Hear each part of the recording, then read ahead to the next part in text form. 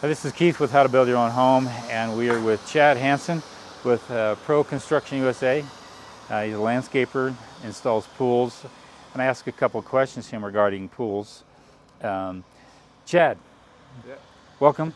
Chad was mentioning one of the best places to watch out for when it comes to pools is right here. Why is this a problem for a lot of pool installers? Well, your skimmer it's made out of plastic, and then you got the shotcrete, which if that pulls away, it creates a leak in between the pool, and that's where most pool problems become. So that's probably the number one place for a leak. Yeah. Is where the skimmer is. Which we haven't done it yet, but we'll be cutting out this board where it is and building a cage around it, so it's all solid shotcrete together. Oh, okay. Right, so you come all the way out here with rebar and all that? Yeah, we'll have rebar around all that, and then when they shoot the pool, we'll have it all tied as one piece rather than two separate pieces to help it from pulling away. So you're avoiding a cold pour. Mm-hmm. That's the trick, is not to have a cold pour. Yeah, because if this thing slips away, this is where your water comes in for circulation and everything of your pool. So once you create a crack between the skimmer and the actual shotcrete or plaster. So you're going to shotcrete this. You're going to actually cut this out and do some rebar in here and do as a complete one whole pour. A cold pour is when you have a piece of concrete, it cures, and another piece of concrete is poured against it, and you got a crack in there, and you want a continuous connection. So that's what he's talking about here. This is his pool. He does all his own rebar work. A lot of pool installers I found is they just sub everything out. They sub the excavation out, they sub the plumbing out, they sub the rebar out. This guy does it all. He does all the work here for his work. You'll notice there's a bench up here, and we'll give you some visual of that, but there's going to be a lot of concrete poured in this pool. Why does it need to be that thick? At the top you need at least a foot thick, but this is a raised pool, so it actually has to be a foot thick all the way down to the ground, and then it can go into 6 inches. Okay. Depending on engineering of what the pool's got going on, but normally you're seeing a foot thick to hold that pressure.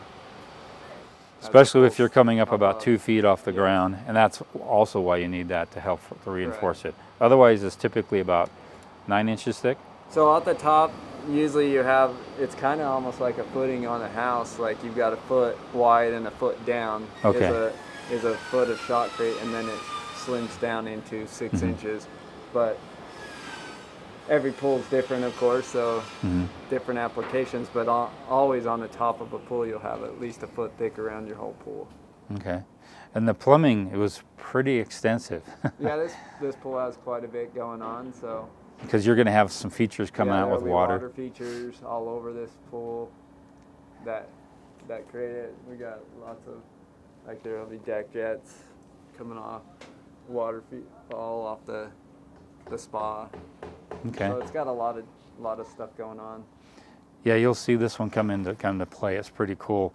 When do you hope to shotcrete? Or what's the difference between the shotcrete and the gunite? So shotcrete's just more of the new gunite in a sense. Okay. Gunite you used a water with it, but you still use air and to use the pressure. But shotcrete's it's just as good or better, and it's easier to deal with. Oh, really? Yeah. Hopefully we'll get some video of that when that happens. So, it's going to be a lot of fun. Yeah. What kind of if you were to build a pool for an owner builder, what do you look for in a client? You don't build for everybody, right? No, we actually do a lot of specialty jobs. So more high end. So we're looking for the clients that are looking pretty much for their yard's a one-off yard. It's not your same pool every house. So every design is different. Every design's custom to their vacation in a sense. Their atmosphere in their backyard is catered around what they like to do with their lives, so that they can enjoy their life every day on vacation rather than just when they go on vacation. And you're like a quality person. You like to be able to take the time needed to do it the way you like to do it. Correct. Right. You ain't being rushed.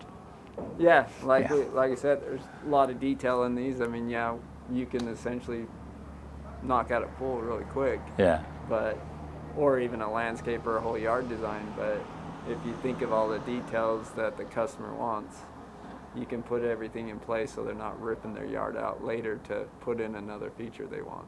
Yeah. It's a big issue. So it saves them a lot of money Mm-hmm. in the end, as well as you're ready to go turnkey. Get their master. We create a master plan for their whole yard. This is going to be fun when this one gets done, gets Yeah. completed. We just need to pull a permit, not a permit, but inspection, get inspection of all the rebar, all the piping, grounding, and then once that's done, we can come up here and blow in the concrete Yep.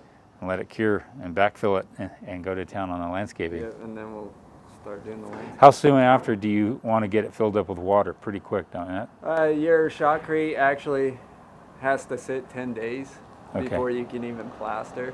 Okay. So that doesn't really matter. It's usually we like to wait till the whole landscape's done before we put plaster and stuff, because all the dirt can stain your plaster. Okay. Or It used to be that you'd want to get a pool filled with water quick. And that's the plaster product. Okay. You want to fill it in. Oh, okay. That's your.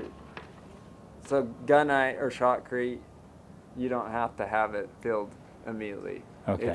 It's when you put your last coat, your plaster, which is pretty much your waterproof Okay. of the shell. And Why do you want to get the water in it as soon as possible after that? well, it helps that plaster cure out slower and Okay. stuff. The water. Okay. So I mean, on a hot day, the sun will suck out the moisture out of the product and cause hairline cracking. Okay.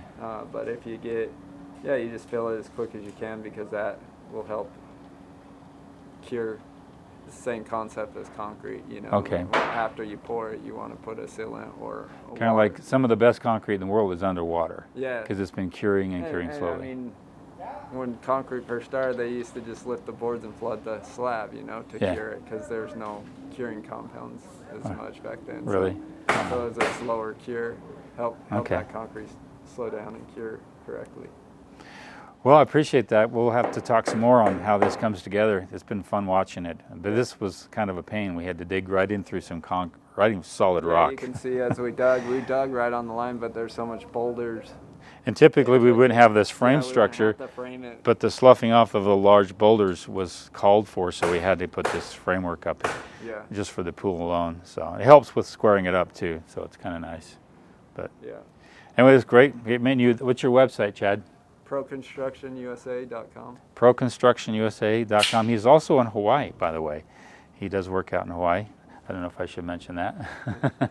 He does work in Hawaii and the southwestern corner of Utah. Again, thanks, Chad. Appreciate it.